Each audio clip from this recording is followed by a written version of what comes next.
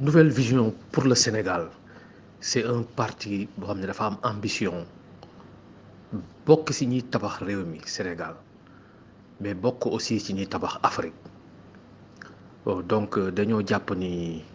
réew yi nekk Afrique fii yëpp surtout Afrique de l'Ouest lu ñuy wax Afrique sowu jant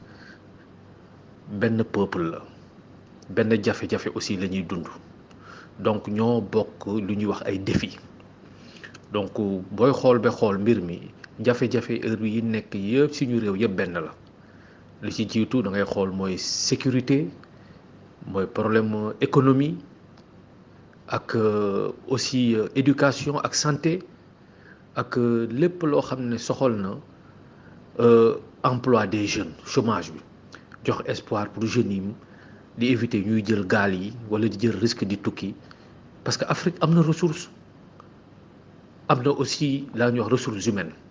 donc loolu lañ jàpp ni que bu ñu dañoo war a lëkkaloo ak suñu yeneen naataango yi nekk Afrique pour ñu mën a am benn vision mën a bokk benn vision mën a bokk aussi benn combat loolu moo waral donc nouvelle vision pour le Sénégal taxawal programme pour wër réew yi Afrique yëpp fii surtout Afrique de l'Est tàmbali fii rencontrer ay partis politiques surtout parti nga xam ne ay jeunes ñoo ko taxawal comme ñun ñu rencontrer leen waxtaan ak ñoom diisoo ak ñoom weccante xalaat mën a xool ensemble bu ñu àndee lan lañ war a gën a mën a def parce que da ngay xool li gën a sonnal aussi mooy suñu réew yi amuñu doole maanaam colonisation ba mu ñëwee bi colonisateur bi dem dafa daggati réew yi ba def leen ay réew yoo xam ne maanaam amuñu kàttan donc loolu lañ war a ñun liggéey boole réew yi CEDEAO tàmbali na ko mais am na lu bari lu des donc ci loolu lañ xool ñu commencé def recherche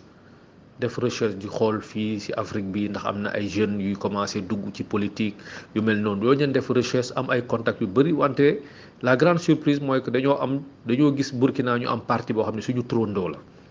donc mu tudd Nouvelle Vision mu nekk parti bu jeune comme ñun ñu bokk tur mais aussi ñu bokk période bi ñu juddoo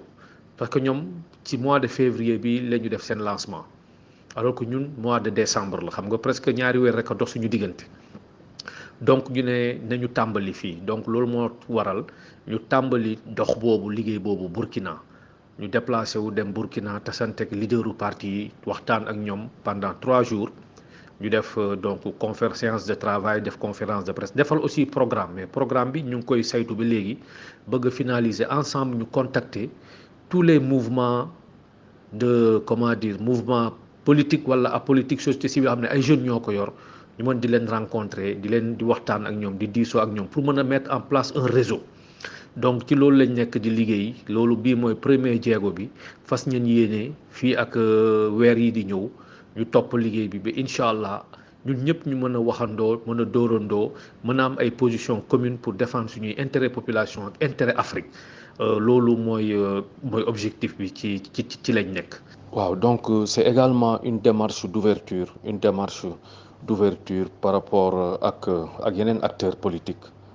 pour mën a am ay partage d'expérience donc ay retour d'expérience pour mën a gën a appréhender jafe-jafe yi population africaine yi di jànkonteel waaw surtout comme maa ko doon wax sànq aussi par rapport ak jeunesse yi pourquoi jeunesse bi parce que Afrique on a plus de 70% de la population qui est jeune donc force boobu dafa nekk di nelaw foog ñu yee ko mais pas ñu yee ko pour mu def violence comme ñu nekk di ko gis de plus en plus non soxlawuñ ko pour mu nekk dans la vie ñu ko soxla pour mu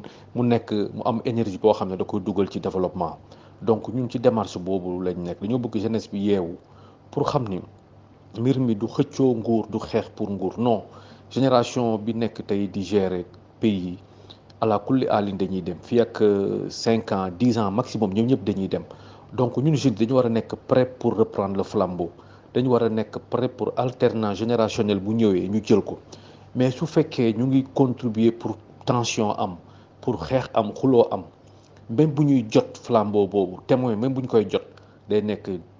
nekk di situation bu difficile lu ñu mën a liggéey duñ ko mën a def donc loolu mooy démarche bi loolu mooy nouvelle vision donc ouverture bi aussi donc ni mu ko waxee sànq dafa am solo pour yeneen pays africains yi xam ni y a une nouvelle démarche bu ñuy initier ñu mën a sensibiliser mettre en place un réseau nouvelle vision waxuñu parti yëpp tudd nouvelle vision dans chaque pays mais démarche bi donc idée bi lépp nekk une nouvelle vision pour construire l'Afrique donc loolu lañ ci loolu mooy yéene bi loolu mooy démarche bi te loolu lañ nekk di liggéey. waaw donc activité bi également donc dafa bokk ci volet panafricanisme bi NVS Sénégal yor si suñu programme global yoo xam ne dafa soxal Afrique dañoo am loo benn volet spécial bi ñuy wax panafricanisme dañoo bëgg tabax loo xam ne day boole réewu Afrique yépp parce que da ngay xool tey fu mu nekk nii ñi gën a am doole mooy ñi nekk benn bloc ñi ànd nekk benn mais ñun dañoo tas Afrique xoolal États-Unis tey dëkk bu mag la nga xool Russie nga xool Union européenne nga xool Chine donc ñun tamit Afrique défi bi ñu am mooy ñu mën a boole suñu dëkk yi ñu nekk benn réew am benn économie am benn monnaie am benn force même force comment dire force militaire loolu yëpp war nañ ko mën a am donc dañoo bëgg a tabax loolu donc NVS ambition booy xool dépassé na rek conquérir le pouvoir au Sénégal dañoo bëgg boole tabaxaale vraiment ay idées yoo xam ne day lëkkaloo africain yëpp loolu nag ci premier jéego bu njëkk bi moo nekk nii fas nañ yéene yaatal ko te ñu ngi waxtaan ak ay partenaires politiques wala de la société civile yu nekk donc ci yeneen réew yi te am nañ yaakaar dana dox dinañ ko mën a yaatal incha allah.